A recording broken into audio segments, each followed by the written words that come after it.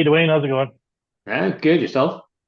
Oh, not too bad. So, as you know, we're doing a whole bunch of these recorded sessions, trying to get some feedback from people that are in the business and trying to get the message out to customers and whatnot on what actually happens. Everybody's sort of aware of, Cybersecurity Month. A lot of bulletins go out, but I think it's interesting to hear the stories from the people that have lived it. So, we're going to record a bunch of series like this, and they're going to be on our website in lighthouseintegrations.com.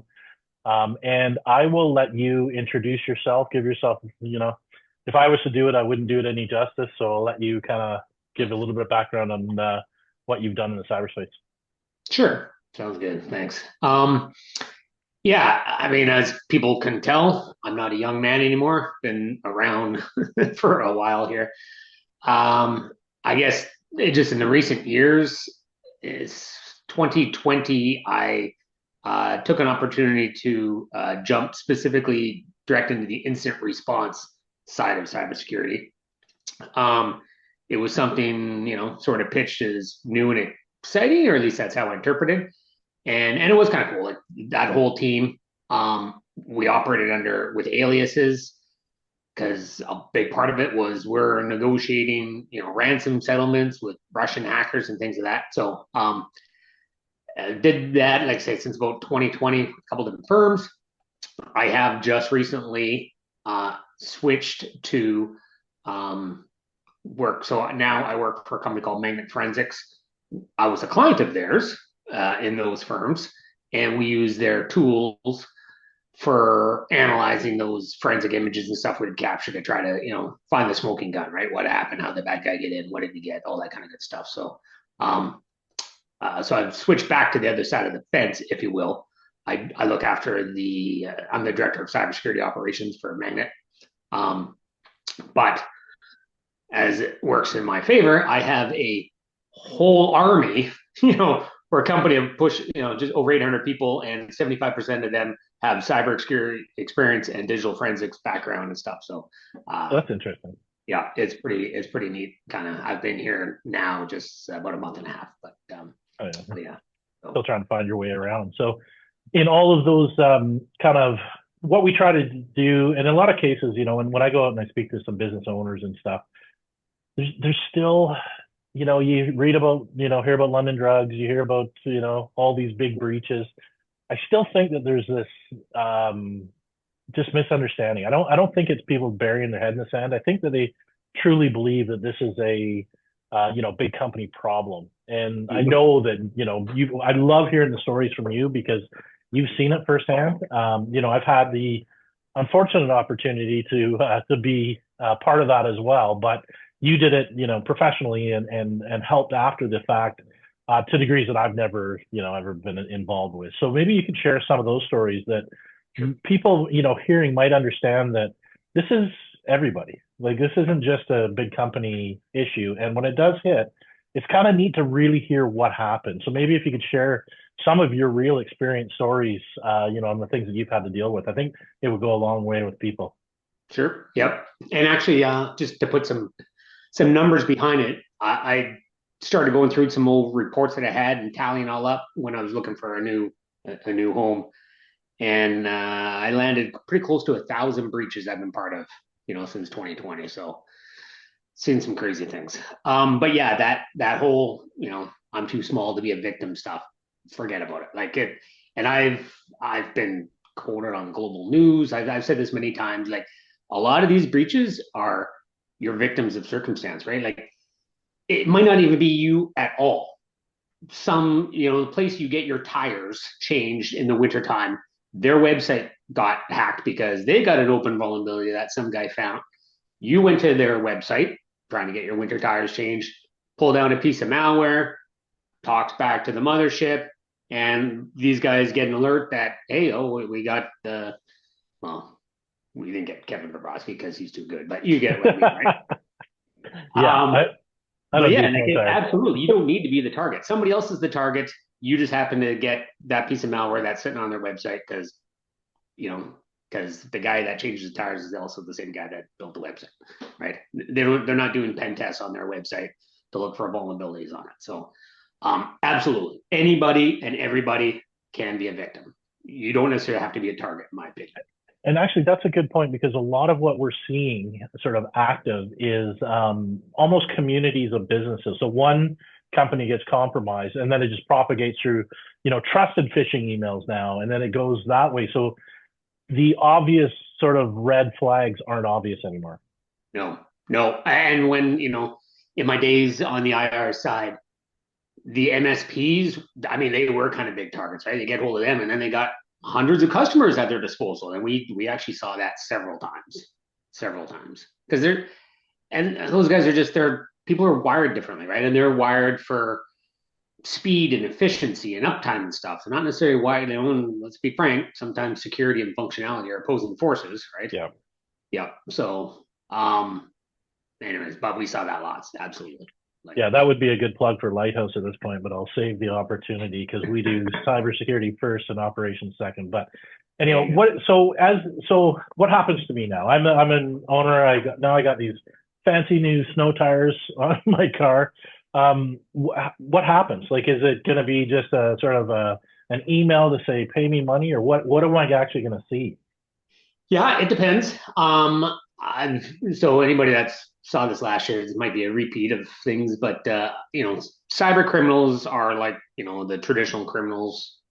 Some are sophisticated. Some are planning a big bank heist for a while, and some are smash and grab, right? And the cyber criminals are the same. If you get hit, unluckily by one of the super sophisticated guys, then they're like hundreds of people machines. Like one of the big firms,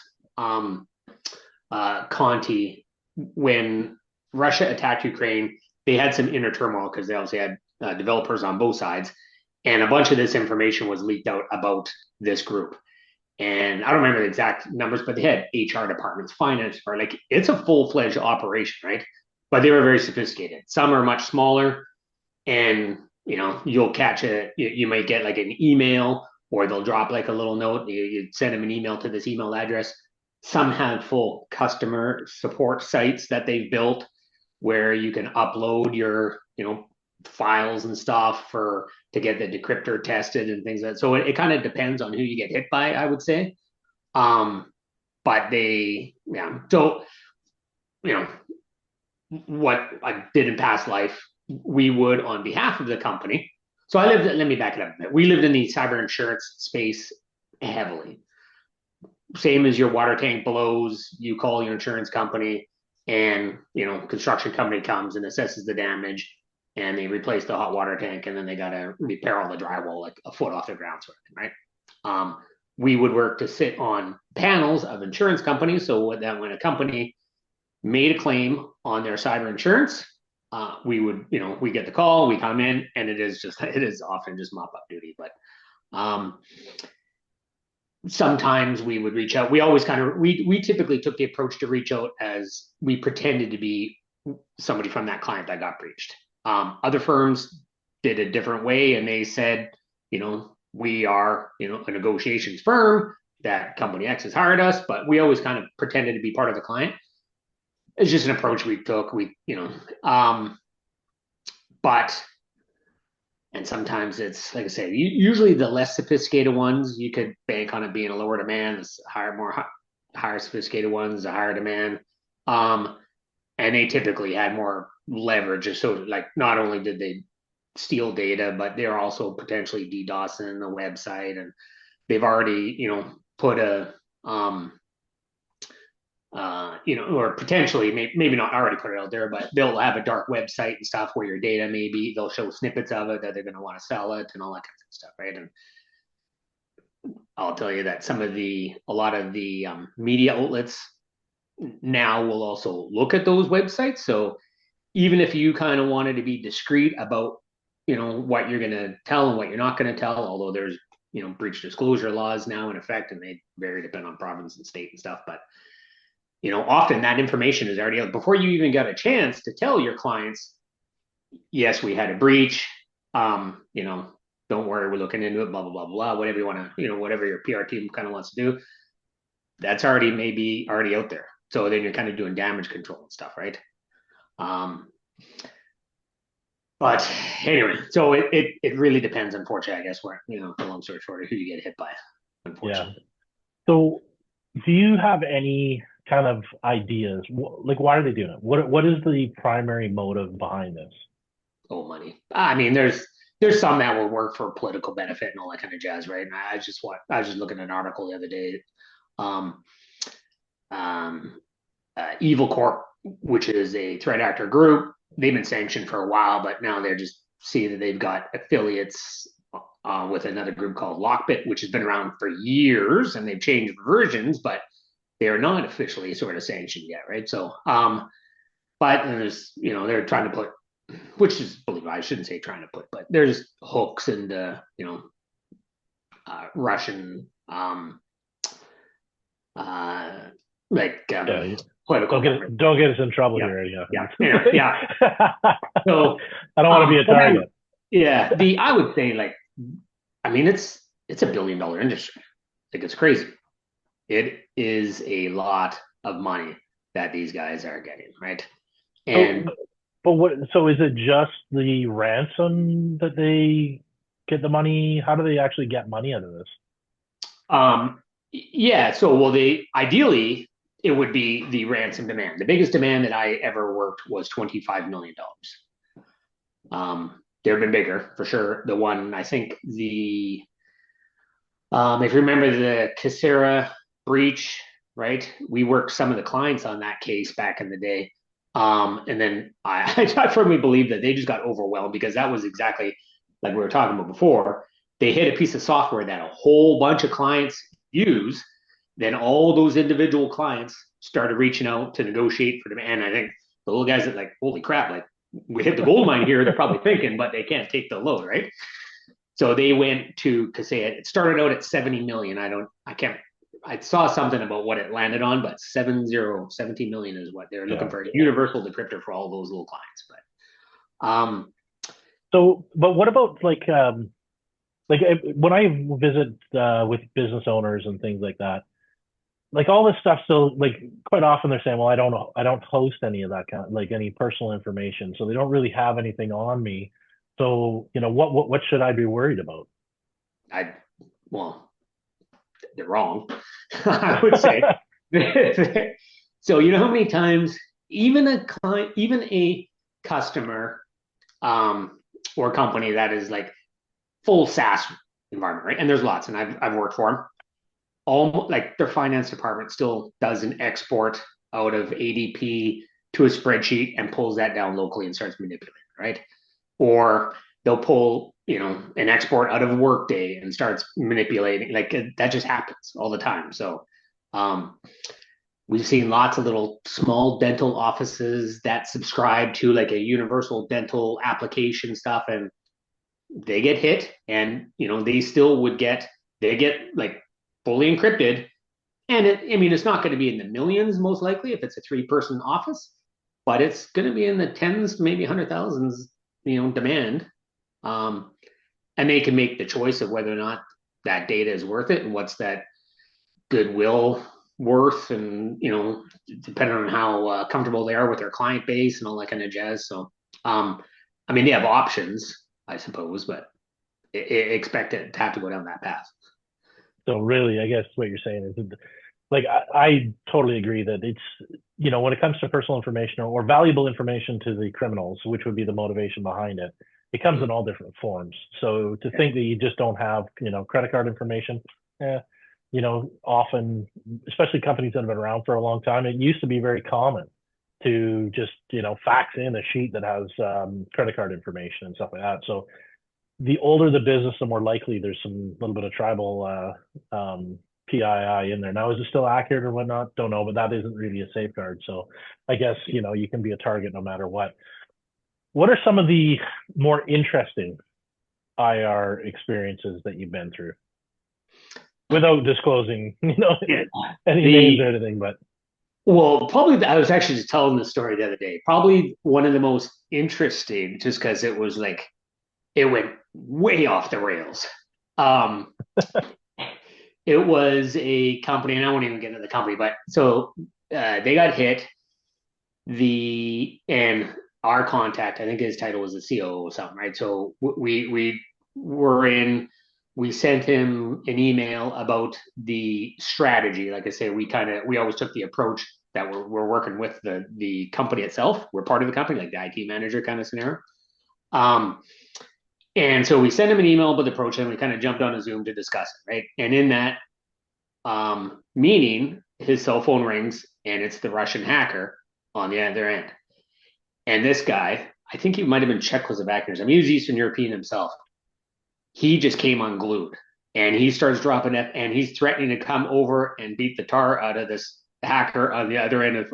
And we're like, no, stop! Like, don't, you're just like poking the bear. Don't do that. And absolutely, the part of the company that was untouched, we found, but they started getting DDoSed on their website, and like it just like it pissed the guy off. It did nothing for our negotiation tactics whatsoever. But but he was outright mad that this was happening to him, and it was like, because you're forget getting a day off for at least a month. Really, is probably what it comes down to, right? Right. You're working 18 hours, but that was one of the more interesting times. But a more recent case, that was a couple years old now. A more recent case is funny. We had a college case the other day, and it looked like at first glance that they had hit the whole campus and stuff. And it was we got the tap on the shoulder because it was an insurance claim, and we brought in there. We didn't know we were walking into a total political hot mess either.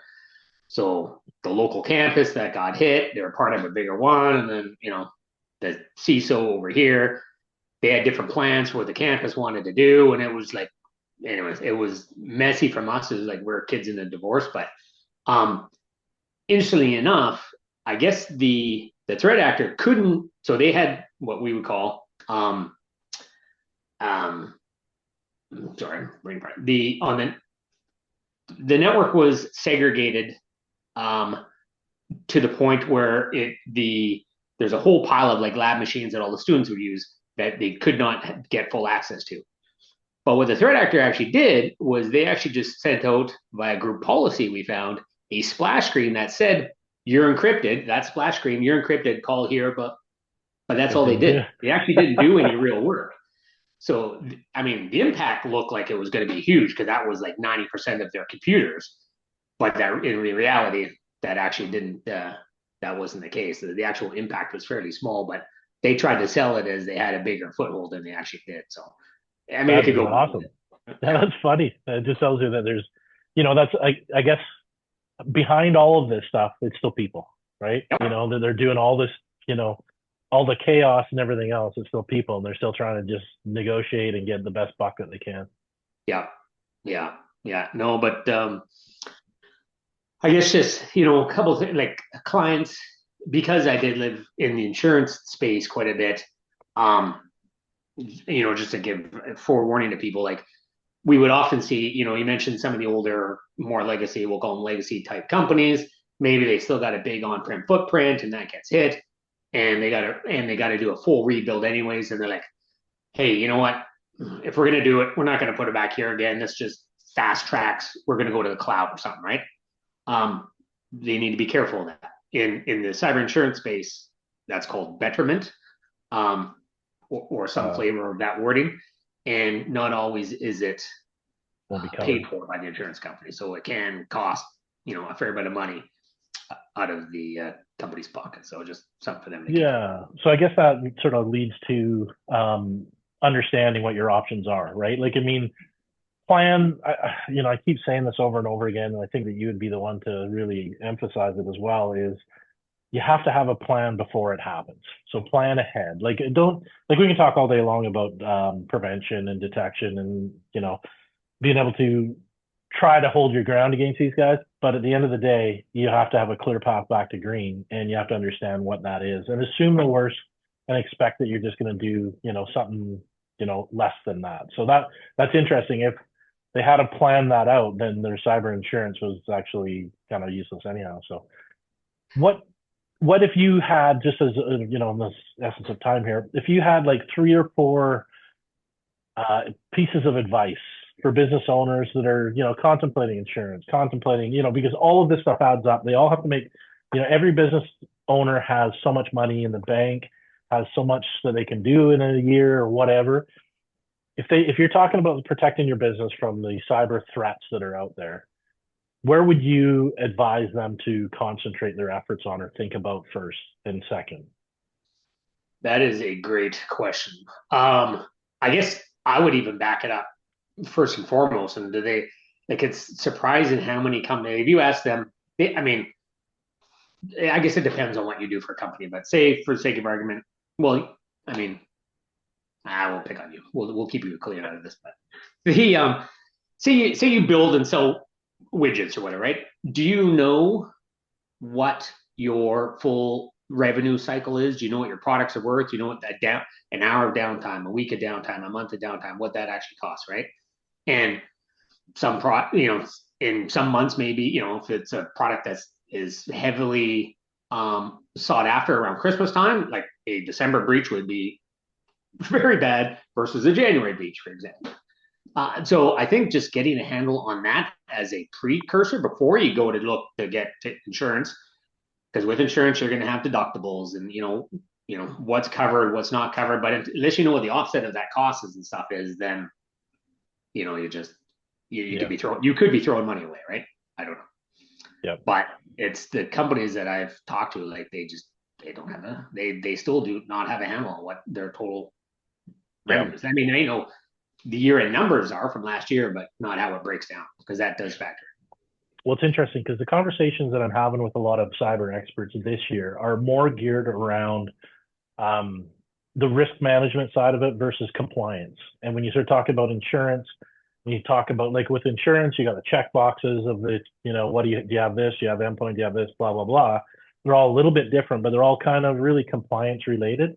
I think what you're talking about is more risk related. So what is the actual true risk of the business? And I think if we all I think that's a great guidance for everybody to take that little bit of a pivot to really focus on the risks and understanding what's important to your business versus just checking the box of a compliance document or something like that is a far better way to go, because then you can actually save money in some cases. And then at least that you're actually, the investment you're making goes towards your biggest risk to your business. So yeah. I mean, a lot of times, depending on where your business lives, you might have to do that compliance, for sure, because of the where your business operates.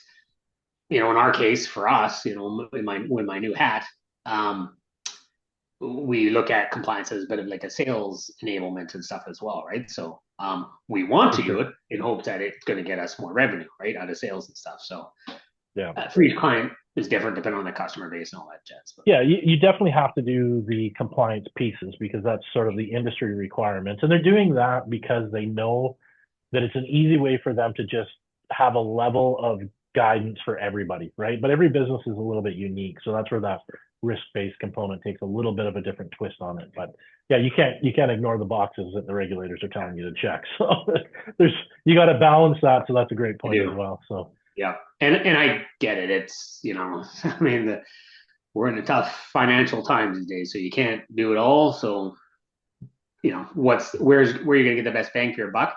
But I think that's like I said, boils down to what how much money you're making at when, and maybe that dictates when you do these sort of things and stuff as well, right? Like from my perspective, you mentioned about why I interpreted what you're saying, like incident response planning and stuff, right? Yep. Maybe you do, there's a cost associated with that, so maybe you do that, right after you just got a big windfall of sales. I mean, who knows? Yeah, you got to factor it in somehow, because at the end of the day, the biggest cost to you is not the preventative, it's when it happens. If you have to go through the recovery, because that could be years, and so a lot of companies don't recover. So I mean, with that in mind, as far as the risk that you have at stake there, it's all of a sudden these, like I'm talking to companies that, people are your biggest vulnerability in many cases.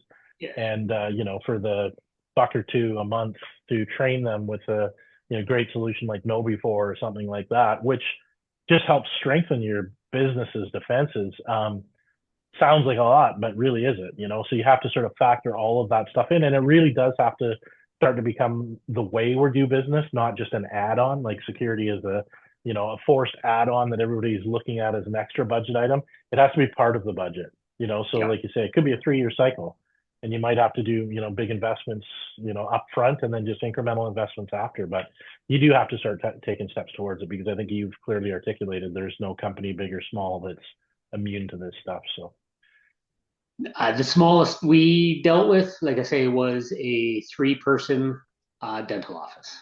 They still nice. got hit, right?